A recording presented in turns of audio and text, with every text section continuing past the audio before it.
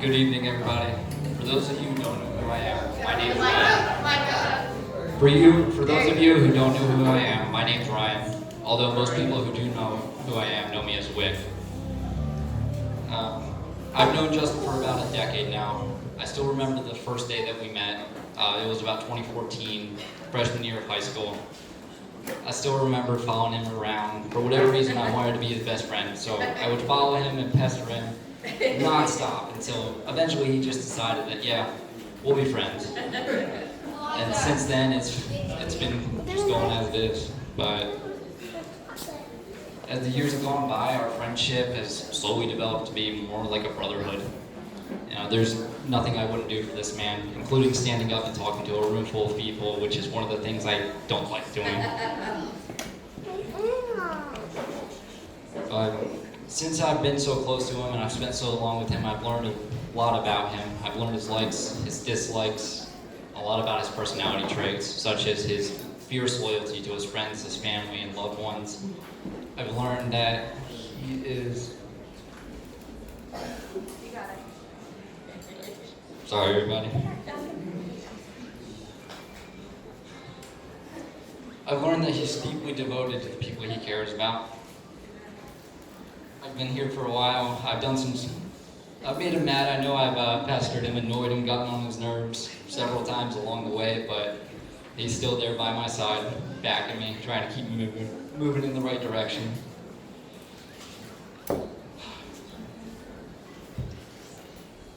I mention this because I see all the same traits in Amberly. I notice she's deeply loyal to him and deeply devoted and cares so much about him. I remember when I first met her. Me and Justin were living in an apartment by ourselves. It was our first place together.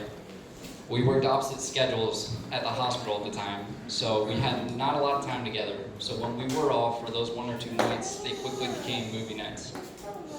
And we would have a couple drinks, laugh around, joke, be idiots, and we'd watch movies that we'd seen probably 100 times by whatever point. One night he decided to invite Emily over, and very quickly the movie that we were going to watch got shoved to the side because we realized that she had never seen one of the greatest movies ever put on this planet, Top Gun.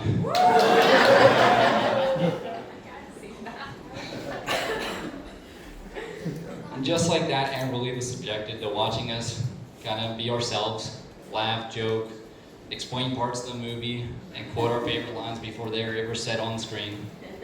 And I remember by the end of the night going to bed and thinking, wow, Justin's new girlfriend's pretty cool. In hindsight, that must have been a little annoying for her. But I realized something. She stayed and watched that movie not because it was one of the best movies to be made, but because she cares so much about Justin that she just enjoyed being with him and watching him be happy. Now fast forward a year or so, Justin had recently bought a house. We were moving in and Amberly was moving in with us. It was there that I saw her loyalty truly, in probably what I would call a very sweet but mildly annoying way for me. Whenever we would bicker about virtually anything, whether it be what the weather's going to be that day or what we were going to eat for dinner, she would always take his side. Not because he was necessarily right, but because that's how much she loves him. He doesn't need to be right. She just is going to be there for him and watch his back through thick and thin. Now standing here speaking at their wedding, I still can't fully express how thrilled and happy I am for these two, that they found each other.